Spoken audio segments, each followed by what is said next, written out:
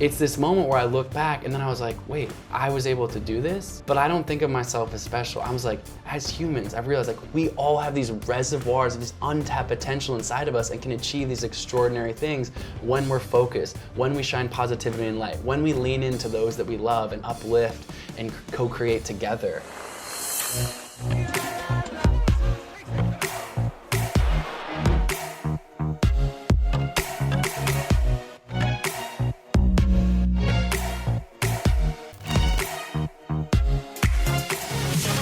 Welcome everyone back to the School of Greatness podcast. We've got the legend in the house. Good to see you, man. My man, great to see you. How you doing, man? Doing good? I'm doing great. Good, man. Now, for those that don't know about you, you just finished an incredible journey in Antarctica, crossing 55 days, right? Yeah, 54 days. 54 days in an unaided journey, dragging a 300-pound sled or something crazy like this, where no one was able to touch you or support you in the process of crossing this part of Antarctica. Yeah. And it was 54 days. You had like a 60-day plan. Yeah. But you sprinted the last like 2 days or something. Indeed. Yeah. And it was incredible to watch this journey. You've been all over the news lately, and you were kind of racing against another guy who was doing the same thing. And what an incredible journey, man. Congrats on completing it. Thank you. Yeah, it was a wild ride to say the least. You know, it was I had a few other world records to my name previous to that in the mountains, but this was a world first. You know, this was something that no one in history had ever accomplished. And going back 100 years, people have tried. You know, Ernest Shackleton 100 years ago was kind of one of my heroes, one of the early pioneering explorers that said, like, man should cross the continent of Antarctica.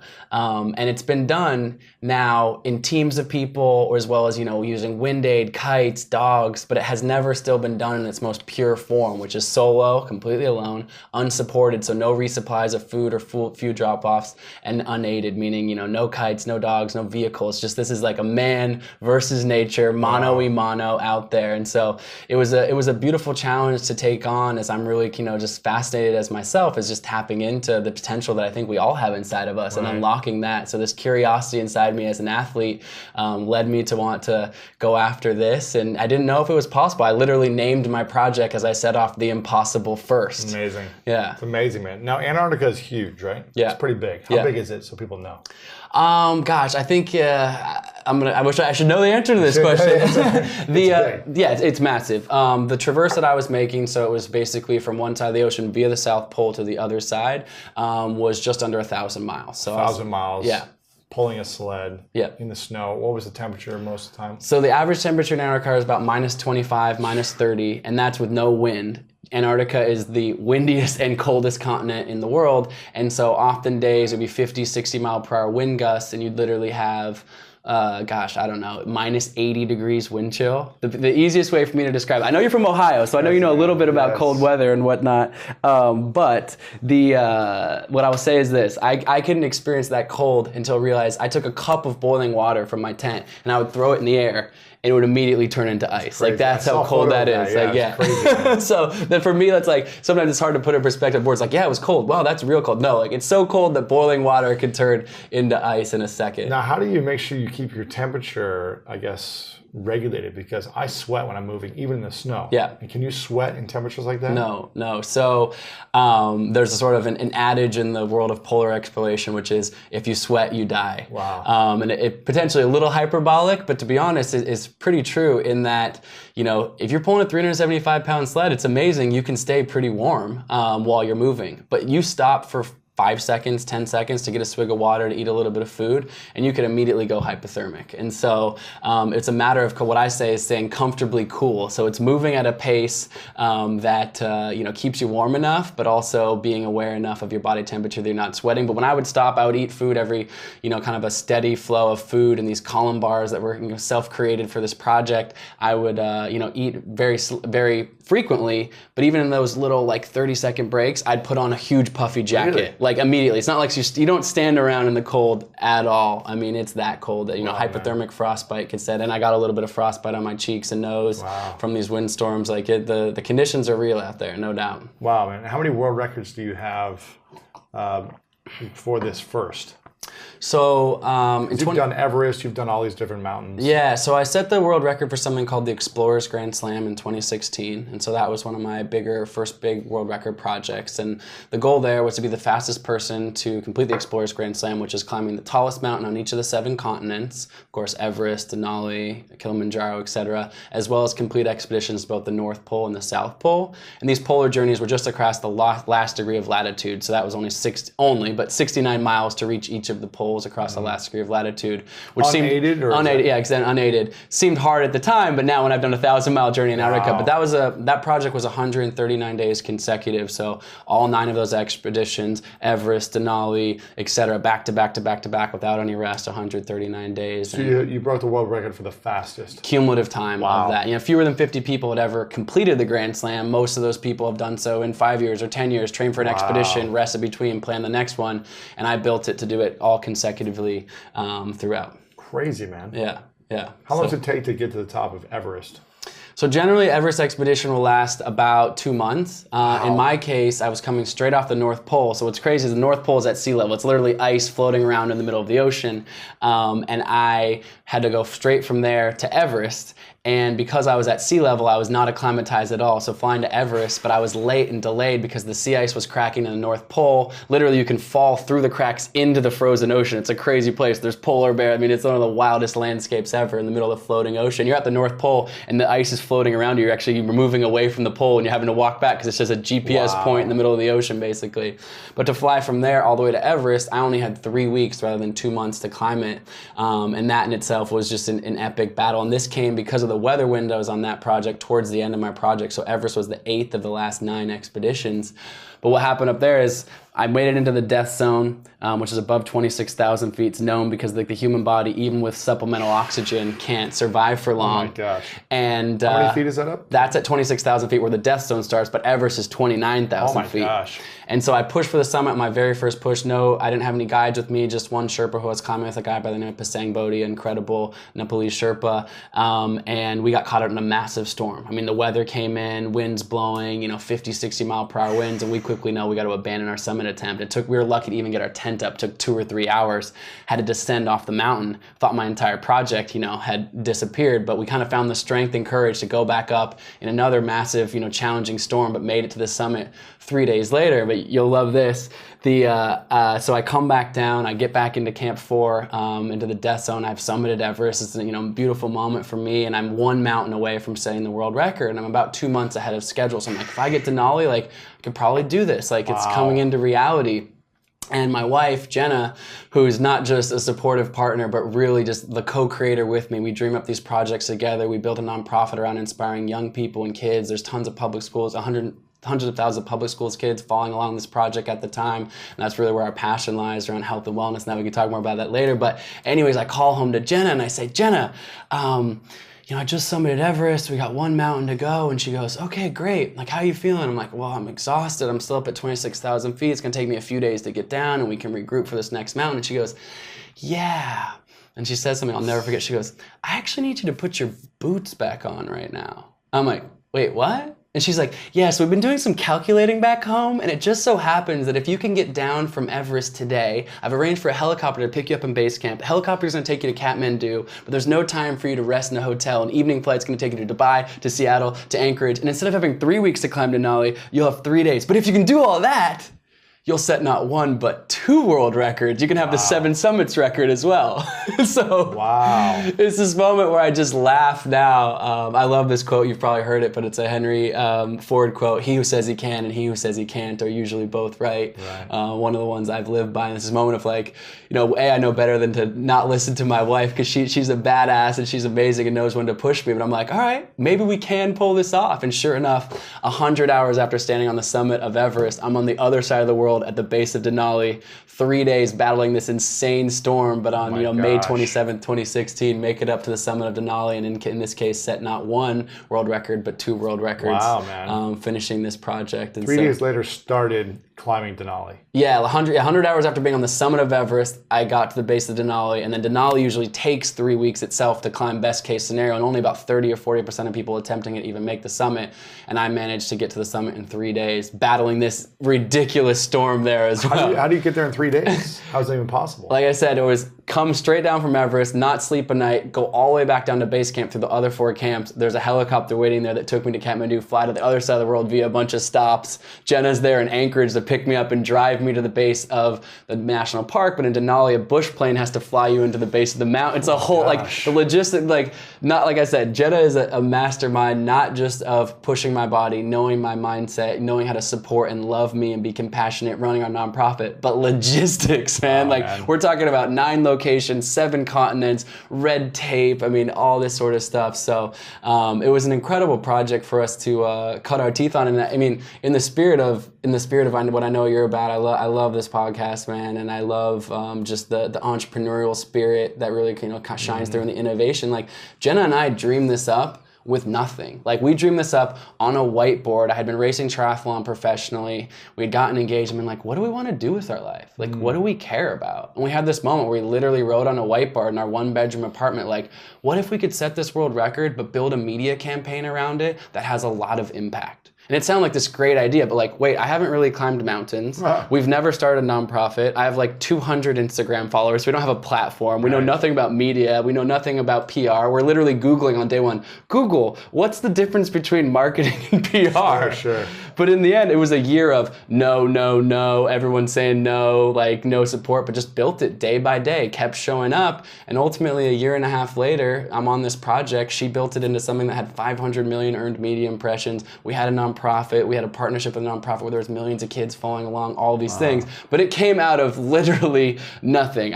We both didn't grow up with money. We don't have this background in any of these things, but just this belief of like, we want to create this and put this love and impact out into the world through this storytelling, through this. And so it was fun to see that come to life. And now this Antarctica project is the latest version or iteration of this passion for us. How many of these journeys have you done so far?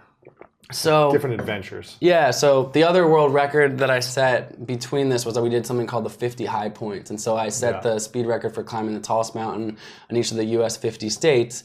And some of those are like little hills. Yeah, some of them are little hills. Yeah. Exactly. But it was fun, man. We did it in I did it in 21 days. The previous record had been 42. But the funnest part for me, because for me, I don't really want to I don't think of myself as this athlete in the arena. Like, hey, watch me do this world record. To me, that's like not interesting at all. In fact, I've started to think of myself way less as an athlete and more so as an artist. I've started to think of myself, my canvas just happens to be endurance sports. But through that, I want to paint these masterpieces that I can share with people out in the world that have this reverberation of positivity and inspiration. And so with this 50 High Points project before Antarctica, our goal with that canvas, with that masterpiece or that art project that we were trying to create, we did something we called the Forrest Gump effect. So we literally got on social media and we said, hey, join us. We're going to be going all over the country. What we want to do is meet people. We want to meet people in each one of these states. Show us your backyard. Hike a mile with us. Meet us on the top of a summit. We're going to be coming through here fast and hot, but like come hang out. And we met thousands of incredible people. We met, remember in Virginia, we were on the summit of Virginia with, 50, 60 school kids, students who had never, camped out before, never been in the backcountry, never been on a hike, but they came and joined us on a 7-mile hike. I met an 85-year-old great-grandmother in Illinois. Granted, the hike in Illinois, it's pretty flat out there. It wasn't huge, but she did it. It was a mile hike, came with us, and I walked back with her and I said, what's the secret? Like, what's the essence of life? And she's talking to me about life and love and her story and compassion. And so it's this way of, yes, I am doing these art projects or these athletic feats or world records or world first, whatever that is, but as a way to just connect with humanity, have these amazing conversations, meet people both in person and virtually. And for me, that's what lights me up. Yeah, amazing, man. Why do you want to do these things in the first place? Because this is like, we did for those that don't know, we did Jesse Itzler's 29029 climb, which is like the equivalent of Everest, but it's like the dad's club version of it, where you're like climbing a mountain. What was it, like a mile up? Yeah, so it was like a mile up. Yeah. What was it, like 1,700 feet per lap? It's in Stratton, Vermont, and you have to do 17 laps of it uphill, which equals 29,000 feet, the equivalent of 29,029 feet, the equivalent of Everest. And this is like, you know, the dad's club version of climbing Everest, but I'm telling you, I was dying. Look, this is what 35 hours, and I was just like dead, dude. It was amazing. So you saw me in the tent we met there. I'm like dying, dude. We met there. We shared a tent, and you know, obviously we get to know each other. We're having a good time, and you guys are out there chipping away. You know, I'm climbing the laps. Not trained for this at all. No, you guys were coming off your big event. Not in shape, yeah. And I remember you were like, I remember coming in. I was 2 laps ahead of you guys. I'm like, I'm gonna go get a little bit of sleep. And it was like 11 p.m. And you've been going for like 15 hours straight. And you're like, Colin, I want to get to the same number that you're on so that tomorrow we can all finish together. And I was like, awesome, great. So you're like, I'm gonna head about for 2 laps. And each lap had been taking like an hour, maybe an hour 15, hour 20, something like that, right? And 6 hours went by, and I woke up and I was like, oh man, Lewis just must have blew me off and just went through the night like a badass.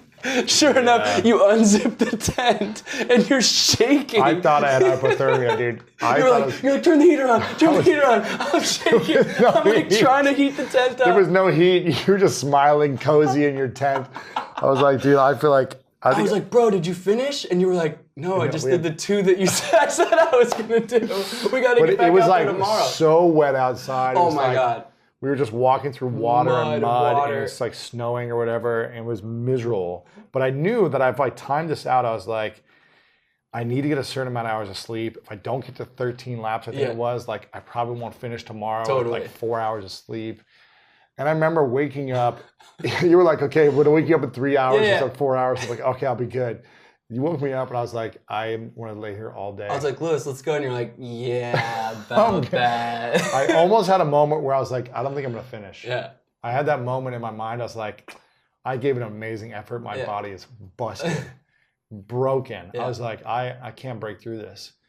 And then I think you left after being like, okay, but hope to see you out there. Yeah. And Matt was like, dude, we're doing this. Let's just do 1 lap. Yep. That's how it starts, man. You got to focus on 1 lap. Not like I have 5 more to go. I was just You're starting to do the time. You're like, that's like 6 or 7 more hours. I was like, that's done. This. But in the end, you guys got out there and crushed it. 35 hours with like an hour remaining. Hour to go. And like, I mean, that event's tough. Like, what, 50% of people finish and don't? What I love about that event, though, is that it's a celebration of everyone being out. That's not a race. It's not competitive. It's kind of, you know, Jesse says it's you against you.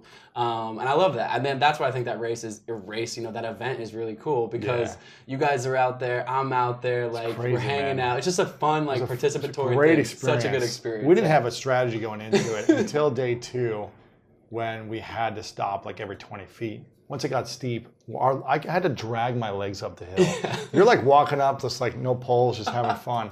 I'm dragging my legs. I feel like I tore both my hip flexors.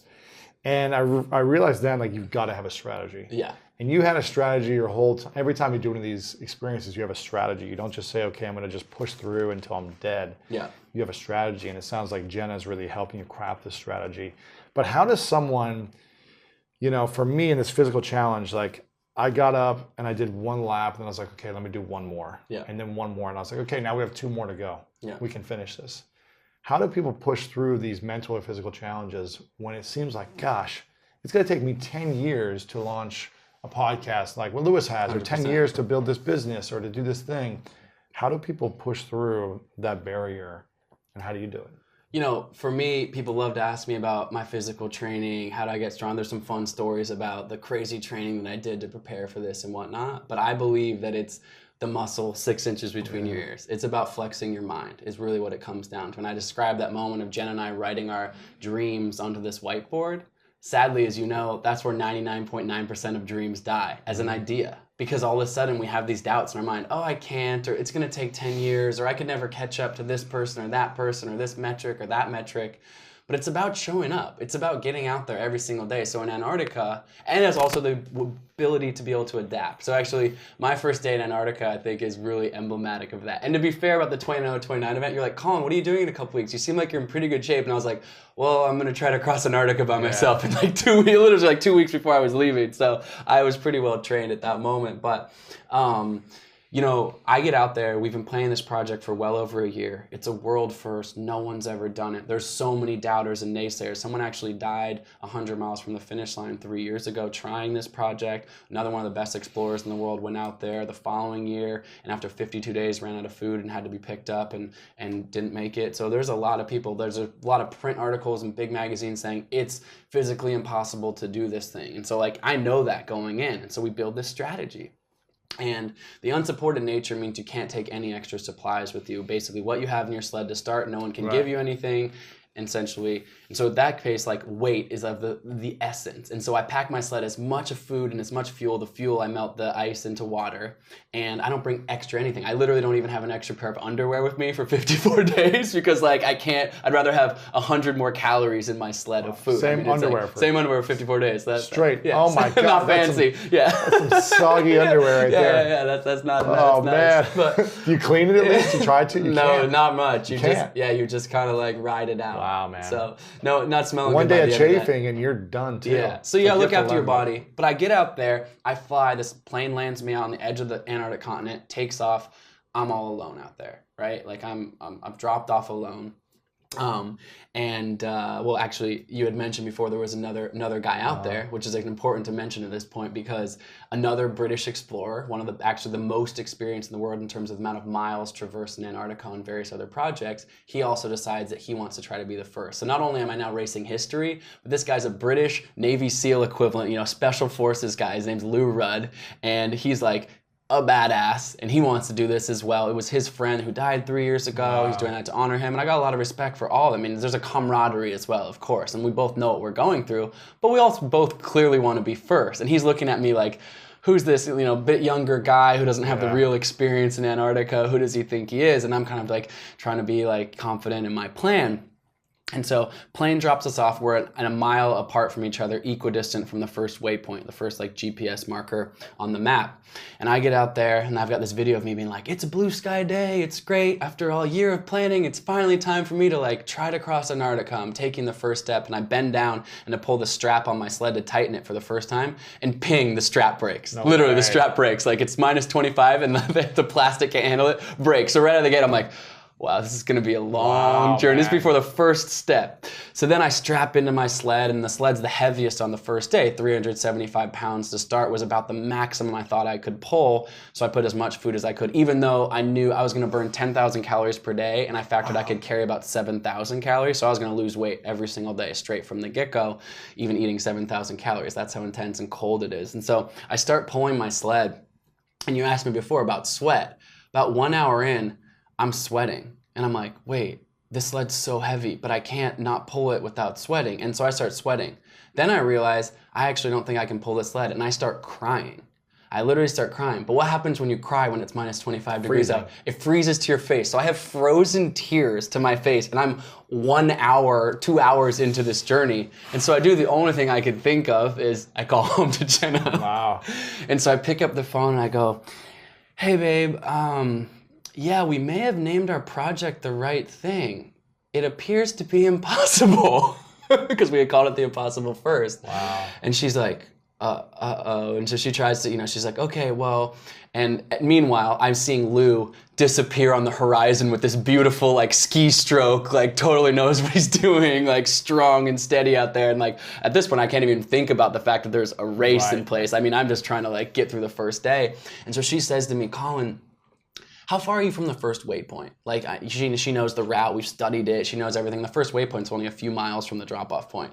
And I'm like, I'm 0.63 miles from the, it's as if I'm saying it's a million miles, but she's like, okay, so you're half a mile from the first waypoint? Like, and this goes back to your original question of strategy, right? And she's like, do me a favor. Like, whatever you do, I know it's heavy, I know you're sweating, I know you're exhausted, and you're probably a little bit afraid, understandably, like, get to the first waypoint.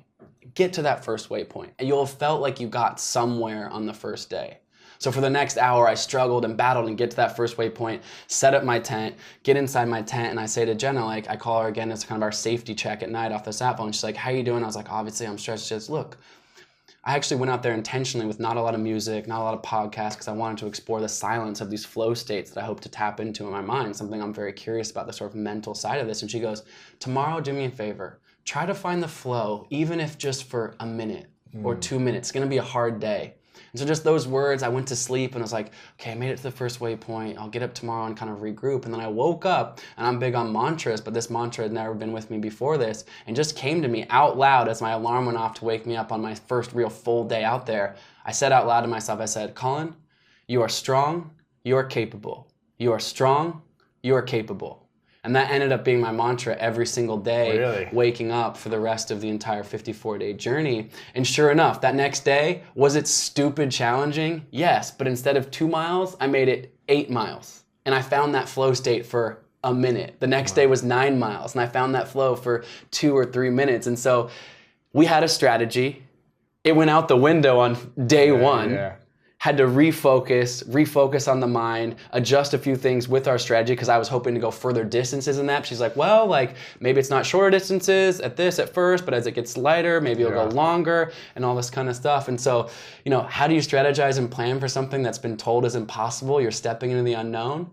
It's by being adaptable and ultimately realizing that these things are happening in our minds, these doubts, these fears. That's a human thing. I don't care who you are. I still have them. I have 4 world records and I've had, you know, a bit of success in my life through challenges. But like, I wake up every day with doubts and fears and challenges, but it's being able to quiet that in my mind and continue to get to that first waypoint or get to that next step forwards in whatever you're doing. Man, what did you do to get into flow every day then? Besides the mantra, how did you get into flow and how did you stay into it? Yeah, so that's something that I've just been fascinated with. So I grew up as a kid as a swimmer. And it's funny, I have 5 older sisters actually, and I'm the baby boy, and an older brother as well. But I'm a little boy of 7, blended family, but a big family, a loving, supportive environment. And my sisters and my parents would always be like, "You're always talking all the time. You're always this." Like I was trying to hang out with them, follow my sisters into their room, like always like chatting and all this kind of stuff. But what I realized is I spent 4 hours a day as a kid swimming, 2 hours before school, 2 hours after school, putting in those reps of quiet. Swimming's this weird sport where you're staring at a black line, like you can't talk, there's no eye contact, there's no, really can't really chat to your teammates even, you're kind of in this zone. And so before I knew the word flow state or high performance, this is me as a kid, I realized I was sort of tapping in and out of those states. And I became more conscious of that as I went through my life and became a professional triathlete after whole other crazy tangent of my life, being severely burned in a fire in Thailand and being told I would never walk again. We can talk about that if you want. But the more so, what happened when I was racing triathlon is a friend of mine came to me and she said, I don't know much about sports. This is this Turkish woman who's a wife of a good friend of mine named Ece, and she says, I don't know much about sports, but just by observing this, I see that like this is all in your guys' minds out here.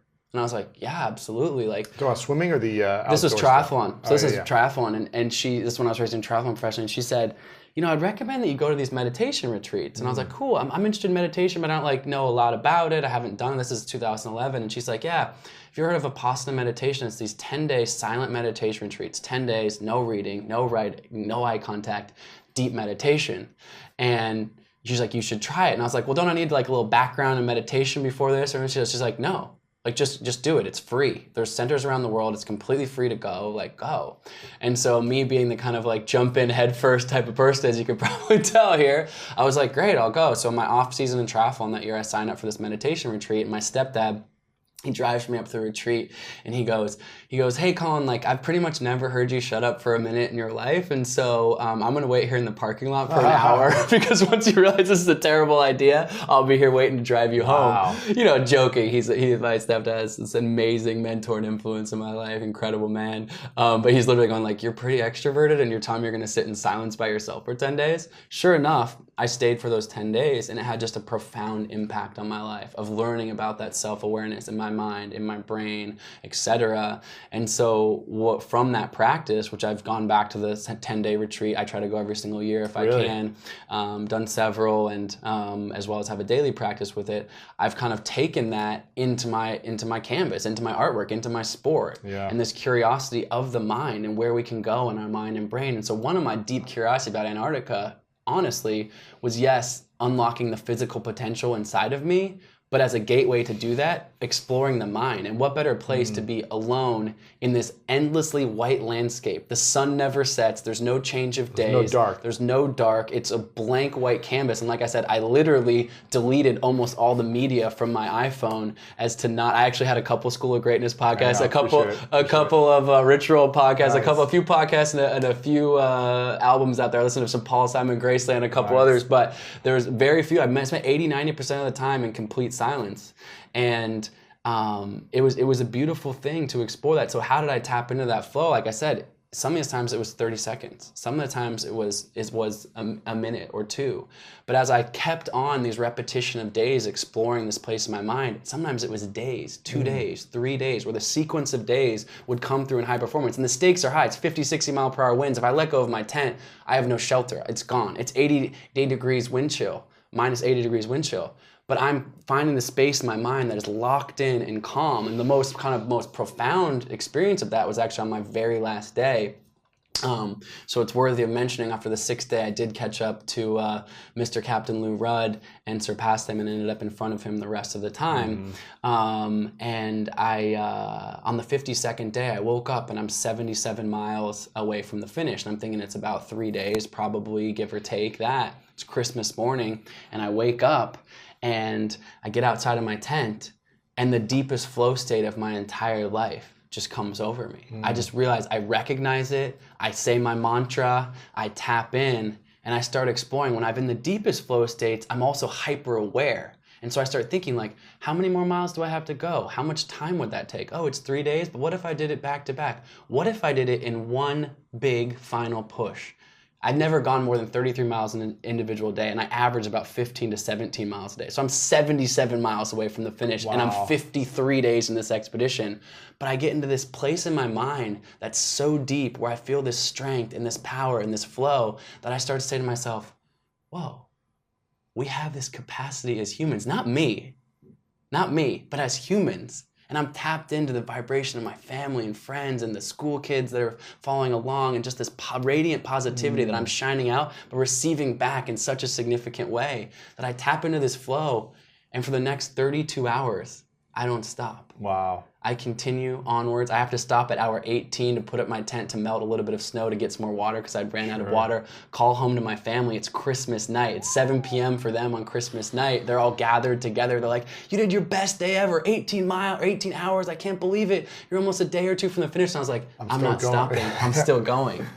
And my mother, who's been a huge influence in my life, and certainly Jenna, my sister, these strong women who have just been like these amazingly positive influences on my life, they hear it in my voice. And of course, as a mother or as a wife or as a sister, you're a little bit worried. Your person is out there in this intense environment, but they reflect now, as they've told me the story from their point of view, and they have it recorded on Christmas Day, this conversation that we had, and they were like, we could hear it in your voice. Wow. You were more focused and more clear than you've ever been. And they just said, I can't wait to hear from you in 12 hours. You're going to cross this finish line and create history. Wow. Go live your destiny. That's and it was crazy. Just this beautiful, beautiful moment of the mind. And I think, I'll say coming back home and just ask all these questions in the media and press, which is, super humbling. And this question that kept coming up, and it keeps coming up, which is, Colin, are you superhuman?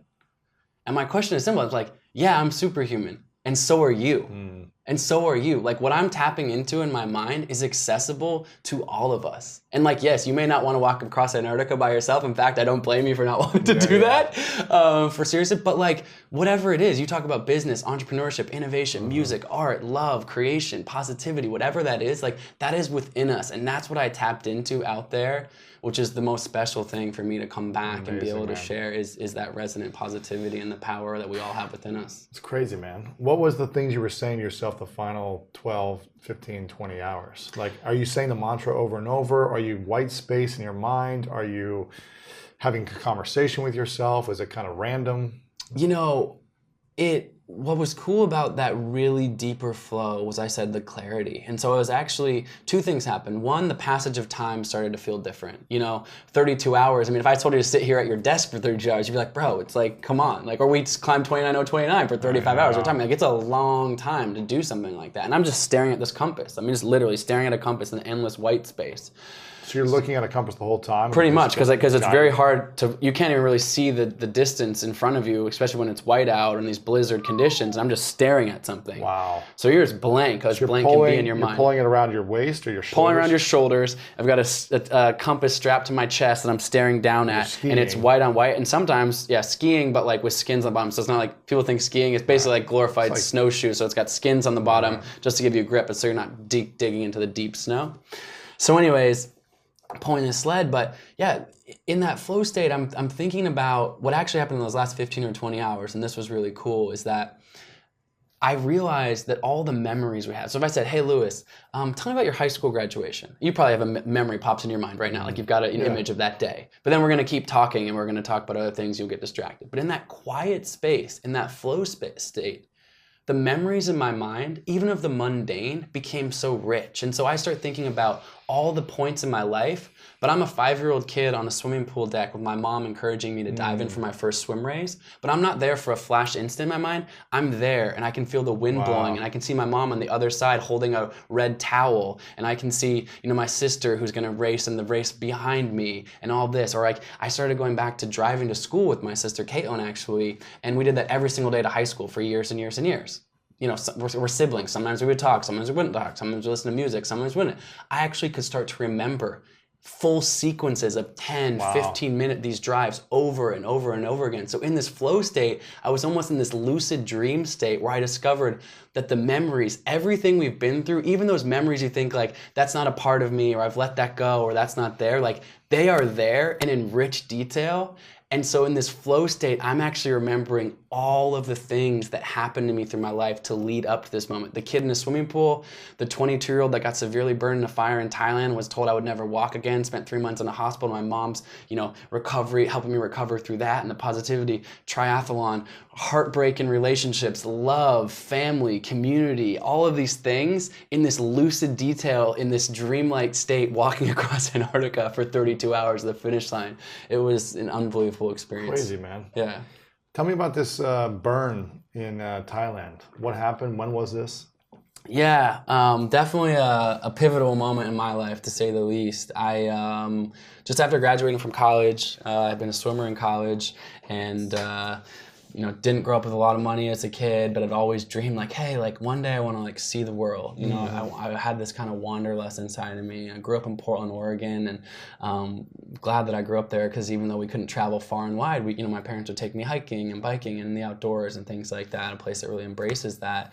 But I'd never really been abroad, hadn't seen other countries much, anything like that. And so I'd been painting houses as a kid since I was 15 years old. And every summer I would save up, $1,000 in my life savings account. And so when I graduated from college, I had $10,000. I felt like I was like the richest man in the world, it was 8 summers painting houses, and that was the money I also had to pay for books and day-to-day expense. So it was this carving off this little amount every single year. But when I graduated, I had $10,000, and I was like, I'm gonna go travel around the whole world as long as I can. And so I bought a one-way plane ticket, and the first plane ticket was from the West Coast to New Zealand, but this is back in the day. You remember a place called STA Travel? It was like this student travel agency. This dates the story. So I graduated college in 2006. I think we're similar ages. 2005. Actually, did I read your birthday is March 16th? Yeah. Me too. No way. Yeah, bro. What year?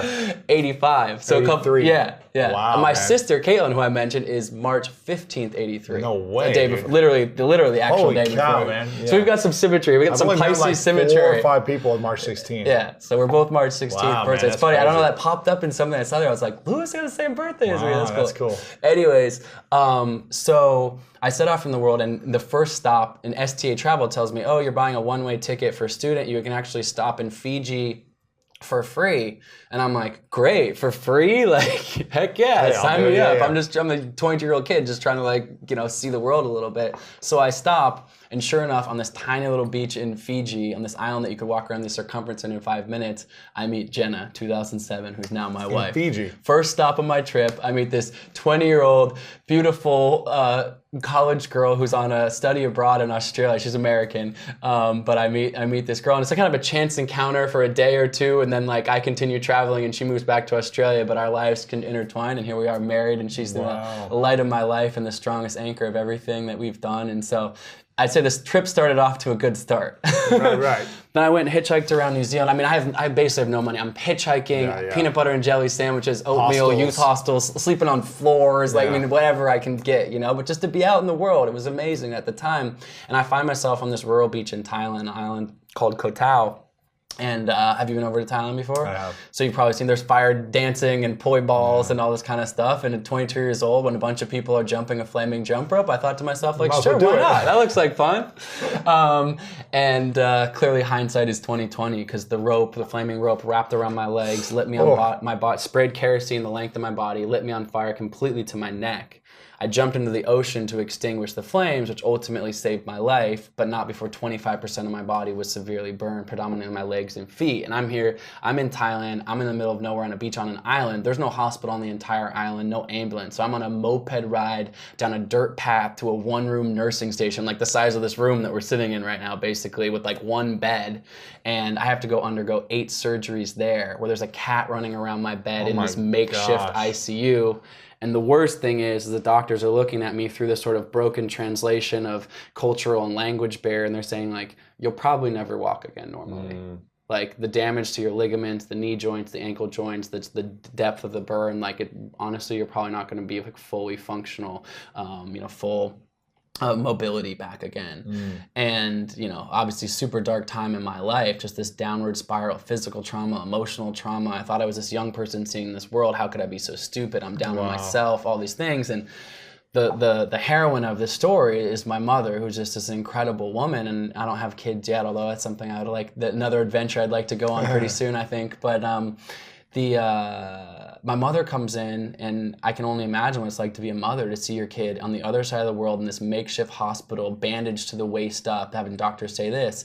And I know now that she's afraid. She's in the hallways crying and pleading with the doctors, asking for good news, begging for anything. But she comes into my hospital room every single day with this smile on her face, with just this air of positivity, where she's going like, Colin, like, what do you want to do when you get out of here? Like, let's set a goal. Let's look towards the future. I'm like, Mom, are you kidding me? Like, my life is over as I know it. Like, I'm never going to be the same again. I mean, all I can see is the darkness. And she just fills me with this love and this positivity and leans in. And she finally says to me, like, do me a favor. Close your eyes.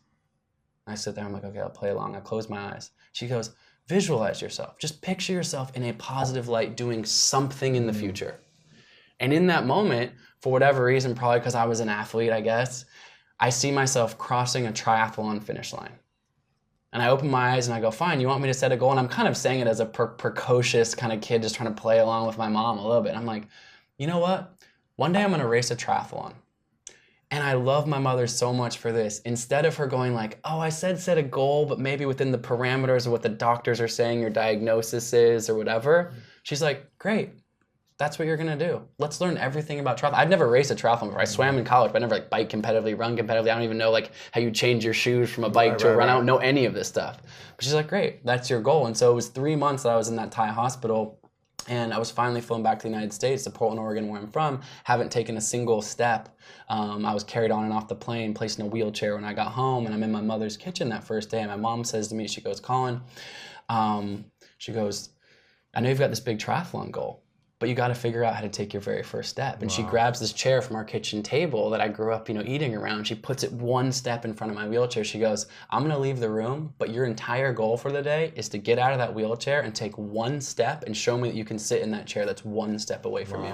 It was 3 hours staring at that chair, like looking at it. And I get up, 3 hours of courage and strength. I haven't taken a single step in months, and I take that one step. And the next day she moves the chair 5 steps away. And the next day 10 steps away. Each day a few more steps. And it went on like that for a year and a half. You know, the steps turned into moving from the couch in the living room to the dinner table at night. And then one time I was like, so I said, Mom, I'm jogging. I'm literally like shuffling down the street, probably like 30-minute mile pace. I mean, just like barely shuffling, but like that day jogging just felt like flying. Like I'm just like on top of the world because I'm imagining myself racing this triathlon. And so sure enough, 18 months later, a year and a half after my accident, I'm trying to like get my life together. Like I gotta get a job. I gotta get out of my parents' basement. I take a job in finance in Chicago, 23. Maybe just turned 24. I take a job in finance in Chicago. I'd studied economics in school and kind of trying to figure out my future, you know, like trying to do something, I guess. And I honor this goal. I said, I moved to Chicago and I was like, okay, they've got a big triathlon here. In fact, the Chicago Triathlon at the time was the biggest race in the country. It was 5,000 per 4,000 participants or something like that. So I signed up for the race. I trained at this local gym asking these random people like in spin class, like, how do you change your shoes? Like, I mean, I know nothing. I know how to train because I'm an athlete, but I'm like, recovering from this injury, I don't really know. And I show up at the Chicago Triathlon and I race the race and I finish the race. My grandmother, who's since passed away, she's at the finish line to congratulate me, like, you did it. Oh my God, you finished a triathlon, you know, a mile swim, 25 miles bike, 6.2 miles run. It's an Olympic distance triathlon. And we go and we collect my bike, and the way triathlons work is like people start in different staggered waves of 100 or so people, and we come back around after having lunch. She goes, don't you want to go check how you did in your age group or see like, you know, how'd you did in the event? And I'm like, sure, why not? Let's wander past the scorers table. We wander past the scorers table. I'm like, hi, trying to figure out what place I'm in. What's your name? Colin O'Brady. Go, we've been calling your name over the loudspeaker. You won the entire race. Wow. So I had placed first out of 4,000 some participants in my first race ever. And it was a complete and utter surprise. Even crossing the finish line because of the staggered start, I had no idea. I literally had no idea. People were finished before I started because they started an hour before because they were in different waves and all this kind of stuff. Wow. And it was just this incredible moment when I really think about the entire sequence there. And I look for, you know, this was 11 years ago now when this happened, of what's happened since then, is it was in that moment that I didn't go like, oh, wow, I'm the champion of Chicago Triathlon. I'm so cool. I'm so amazing. What I thought about was like gratitude. What would have happened had my mom not come into that hospital room with this positivity, daring me to dream about the future, forcing me to set this tangible goal for the future? Where would my life have ended up, right? And so it's this moment where I look back and then I was like, wait, like I was able to do this, but I don't think of myself as special. I was like, as humans, I've realized like we all have these reservoirs of this untapped potential inside of us and can achieve these extraordinary things when we're focused, when we shine positivity and light, when we lean into those that we love and uplift and co-create together. And so really this journey that I've been on, these world record projects, ultimately I quit my day job as a finance trader and became a professional triathlete the next day, which is not like being an NBA player, MLB player, anything like that. It's like still sleeping on couches and floors, but I got to race my bike around the world for several years. And it was an incredible journey to be on, but it really started in that moment of turning this tragedy into a great lesson for unlocking potential inside of myself. And why I love and I'm humbled to be able to share the story in the formats that I get to, is, you know, public speaking I do, or in podcasts like this, or through my art creations and my projects out in the world, is that what I want to shine out in the world is this essence that we have this inside of us, that we really all have this ability inside of us to create and do incredible and extraordinary things with our life. And that doesn't mean like your name in a newspaper or having a tech exit or whatever. And that's one type of high performance. But I mean like loving each other and leaning in and being happy and playful and enjoying life and co-creating, inspiring and lifting up, all of the different ways that, you know, aren't necessarily the key metrics of success the way we think of them, but that's how I define it. Yeah. Do you think it'd be possible to achieve everything you have without Jenna in your life? Absolutely not. Absolutely not. Like that's the easiest answer. Thank you for asking me a layup, a softball of a question. How much could you create on your own without that support? You know, I think that, you know, there was 20 years of my life before I met Jenna, and it's not like I was doing nothing. I was a talented athlete, swimmer, you know, collegiate athlete, this type of things. But ultimately, the next level came from this partnership, from this teamwork. And that before I even met Jenna, although I had just met Jenna previous to this, it's having this strong mother, this influence in my life, these 5 sisters who brought me under their wing and teased me and played with me, but ultimately loved me and uplifted me. You know, my mom, when she's interviewed about certain things, she says, careful what you wish for when you tell your kids they can do anything they set their minds to.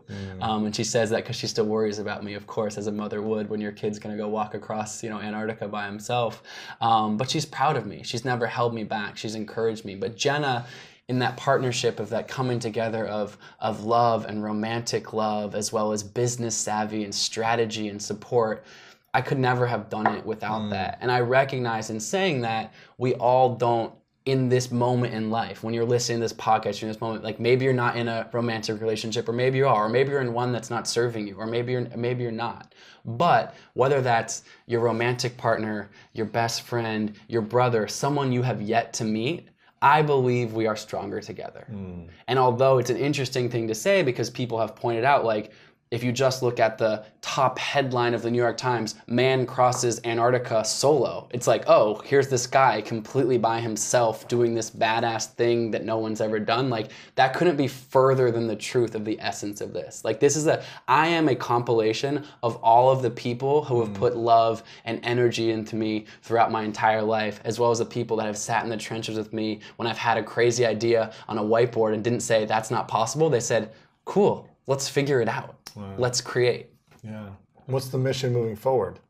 You're taking some time to recover. To eat. Enjoy life. Are you back at the whiteboard soon? Or are you just kind of taking it all in right now? You know, for me, I finished 2 months ago yesterday. So it's only been 2 months since I finished. And actually, after finishing, I knew that Lou was just a few days behind me. And so as badly as I wanted to change those underwear and get out of there with a warm meal and get the heck out of Antarctica, I was pretty done with it. I wanted to honor him, and I waited at the finish line until he crossed. So I stayed there for a couple of extra days, waited for him to cross. He ultimately completed it, becoming the second person, the only other person on the planet that has done this crossing. And it was so amazing to be there, to be the first person to congratulate on him on what was an extraordinary achievement as well. So that was kind of the first order of business. As I stayed in Antarctica a little bit longer. And then finally flew back to the United States, and I've been incredibly humbled by the press and the media and interviews and things like that. It's been amazing in that regard. And the reason that I am proud of that, again, is not just because I liked seeing my name in print, but more so it validates this art piece, this reverberation of positivity, and giving me this platform to speak about the things that I care about. And so having the opportunities now to, I already was doing a bunch of public speaking before, but speaking at businesses and corporations, all the stuff that I do in schools with the school curriculums I do with school kids, and continuing my nonprofit work with Jenna and the stuff that we do there. I'm writing a book now. All of these types of things is an amazing way to share this story. Are there other adventures on the horizon? Yes, I'm already, of course, sowing the seeds of those next adventures in a way that I can push my limits. But what I'm really passionate about in this moment is having this ability to kind of take a breath, take it all in, and enjoy this moment, and enjoy the ability to build off this platform that I've created to really share those human messages out in the world that I think are so important. One of the other things that came into my mind when I was out there, it wasn't so much as a mantra, but this idea that kind of kept hitting me was these 2 words, which was infinite love, infinite love, infinite love. It just kind of kept playing in my mind, not so much as a mantra, but this realization that love is not finite in this world. Positivity is not finite. It's not like a zero-sum game. Like if I'm happy one day, that means you have to be sad. Actually, and I think, your podcast is an incredible, example of this, in my opinion, of sharing and shining your light in the world and sharing that positivity. And so the more people doing that, and there's certainly people that have uplifted me to be able to have a moment in time right now where I have the ability to shine that back out in the world and have a multiplying effect on that. I love it when people reach out to me. I was sharing this story every night on Instagram. I carried this satellite modem. Crazy, man. It took an hour to load one image every single night. So I'm exhausted the other night writing this thing, and this thing's like it's worse than like a 1995 AOL dial-up modem. Like it's super slow, one picture, and it takes an hour.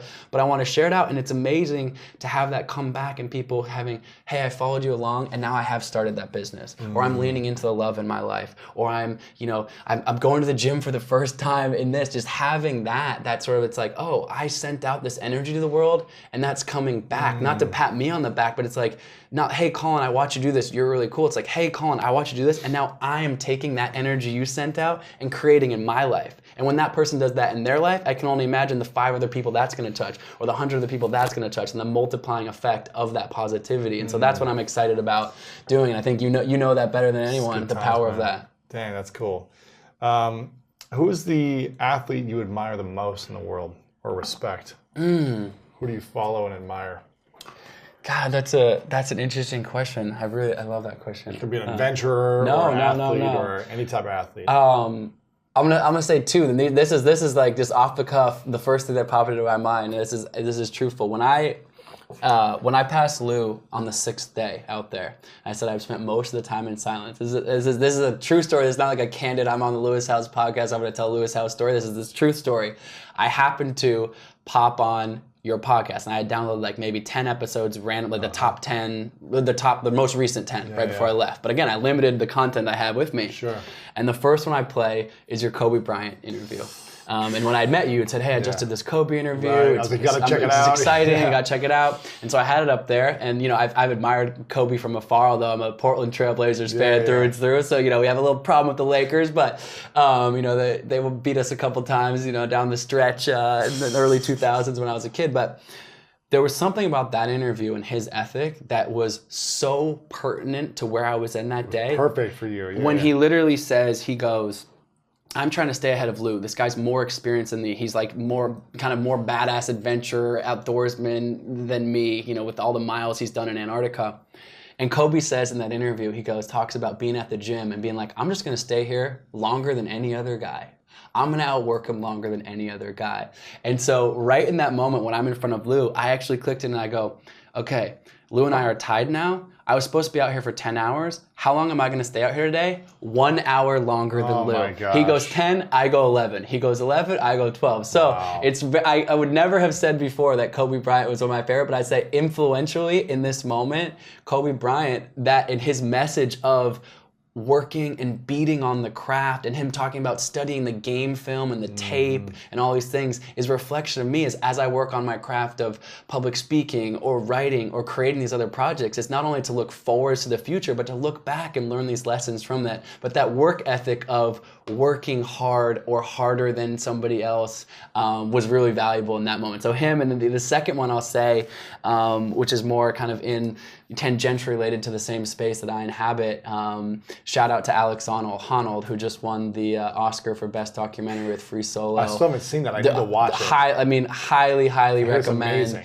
And it's is it on Netflix yet? I don't even know. I'm not sure. Is Nat Geo? It's got to be coming on Netflix soon. They just won that Oscar. They were on film tour for it. And Jimmy Chin and his wife, who shot it and created, incredible piece. Talk about an incredible piece of art. Just the way that they created, they followed him. But that story, it's very easy again to look at that and say, wow, what a risky thing to do to climb El Capitan with no ropes. But I look a level deeper of that.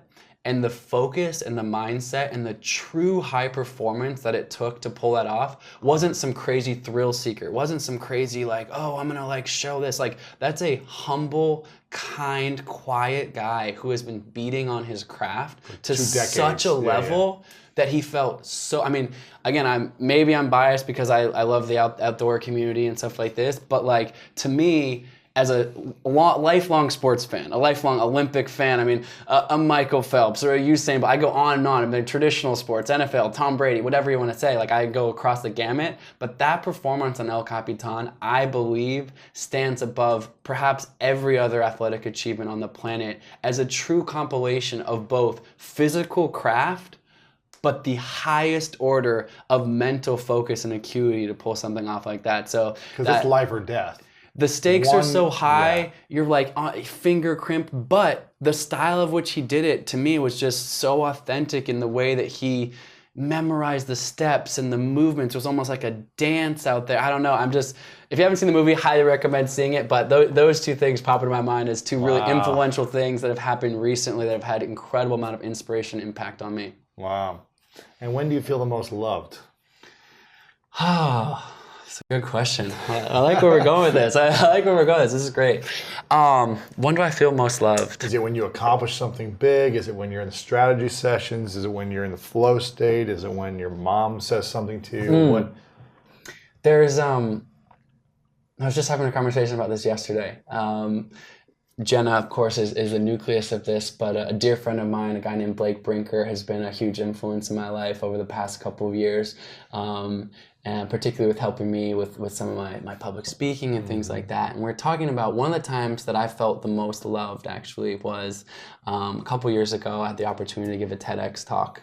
And as I don't know if you've given one or not, but you seem like the type of guy that would have. TEDx, yeah. I've been asked to do many. I was going to say, many people would want you to do that. But waiting for strategic moment. The right one, of course, sure, of course. I was honored by the invitation to do that, and that's not something you get paid to do or whatever, but again, it's just that it's a format that I love and I've always found inspiration in, so I wanted to take it very seriously.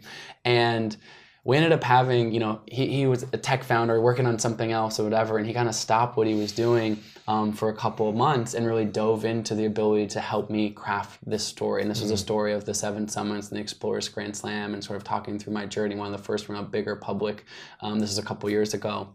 We ultimately called the speech Change Your Mindset and Achieve Anything, and it's something I'm really proud of, but it's not the essence of that, the fact that it's 1.5 million views, I mean, that doesn't matter. The part that I felt loved in was that in a moment of creativity where I had something I wanted to say but didn't know exactly how I wanted to say it and express it in the world, and Jenna was right there with me, supporting me. A friend who has no stake in this, who has nothing to gain from this, just loved me and said, let's create together. Let's play. Let's laugh. And we ended up, it started out as being like, I'll help you out for a couple hours and review a couple of drafts and let's hear you say your talk once. And it ended up me, Jenna, and him for 2 months, probably spending 100 or 200 hours. Wow. And yes, we created a TED Talk in the world that I'm proud of, but the love was this playful space of creation behind the scenes of us laughing, and we cried and we got into real stuff, not just about me and my story, but about him and his story and his life and Jenna's life and all this.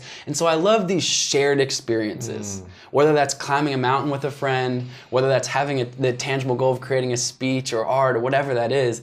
Those are the moments where I think I'm also intertwining joy, but joy and love in these moments of work and play and creation and innovation together. Yeah, it's cool, man. Yeah. What are we missing? Anything else you want to share? Where can people support you right now? What can they... Yeah, how can we jump on the next journey with you? Just base level, follow along on Instagram. That's the platform I'm most active on. Yeah. It's just my name, @Colin O'Brady. Love sharing my insights and visuals and images and my journey and path there. And certainly my next expedition or creation will be told through that lens as well as any other. So, and come say hi. I love it. I mean, I read my DMs. I love people, saying hi to me, telling me what your plans are, your Everest, your canvases, whatever that is. I love hearing that. That's amazing. And I get so much inspiration from that. So come say hi on Instagram. Then @Colin O'Brady is just my website. It's got all my speaking stuff and everything up there. So you can find me there. And as I'm working on writing this book, it's not out yet, but it will be out next year. So I would love the support and love as I go through that journey. And people hopefully like what I have to say in that medium as well. Yeah. So. Well, your Instagram just blew up over. I think you had 10,000 followers before. Yeah, I think it was 30,000. That's small. And then it just every day I just kept seeing it grow. 200 and something now, and amazing, it's going man. up. So yeah, it's been fun to kind of dive into that platform. It's just it's a fun way to reach people and talk to folks. If you guys want to go follow him right now, you can see the whole journey day by day, because you posted a photo, I think almost every day. Every day. And it was cool to just hear to read the captions and learn what you were thinking and what you were going through. So if you guys want to really kind of follow along, you can go follow you and watch that a couple months back. This is called the 3 truths, this question. I think you might have heard it from the Kobe interview. So imagine it's your last day. You've accomplished every dream that you've written up on a whiteboard. You've 100 world records or whatever you want to do. All the world records. Every world record, you own them. You're the first to do every crazy thing. You're still alive and happy and healthy, but you got to pick the day you got to go. Could be 100-something years from now, but it's the last day. And every book you've written and thing you've done, you've got to take that information with you. So no one has access to the content anymore.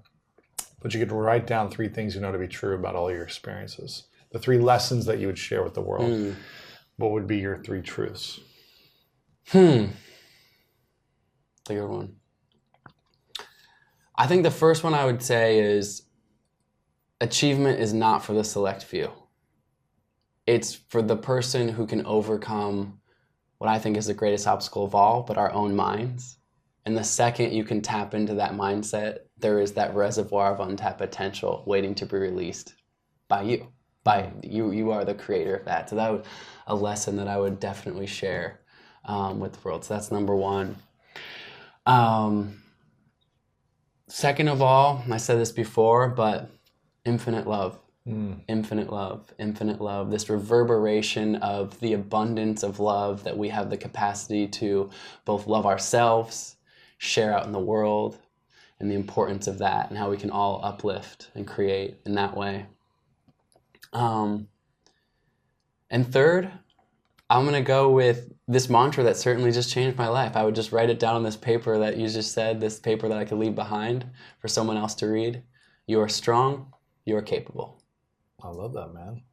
Well, I got to acknowledge you, Colin, for your infinite love. When I first met you in the tent, you just exuded this joyfulness. Even when we were climbing up and just dying, you were just like smiling and just talking along, pushing us forward with your energy. So I appreciate your inspiration. I acknowledge you for completing this. It's unbelievable you completed this thing when no one's ever done it. And the push you give people, you striving to be your best and be superhuman allows other people to do the same. So I acknowledge you for all the gifts you bring in the world. And I also acknowledge you for, you're not like this specimen of a freak athlete. Yeah. You know what I mean? You're not like this prototypical looking, shredded, like super speedy, fast guy. Yeah. You look like an average looking dude. Yeah. Not in a bad way. I know what you mean. I appreciate But you look like that. an average looking athlete. Yeah. But you're able to push your mind past boundaries that most fit athletes can't. And that's what I acknowledge you for, showing us what's possible. Thank you. Even when it doesn't seem that way. So I acknowledge you for that, my man. We can follow you on Instagram at Colin O'Brady, website, get your book when it comes out. And what's your definition of greatness? Final question. Definition of greatness. I think too often greatness is thought to be the amount of dollars in your bank account or the amount of Instagram likes or whatever external metrics are in there. But I'll choose something that I've sort of tapped into, which is impact. And so, the amount of millions or billions or trillions or whatever you have, a reverberation of your impact on others and that infinite love that you shine out there, that's greatness to me. Colin, thanks, brother. Thanks. I appreciate it.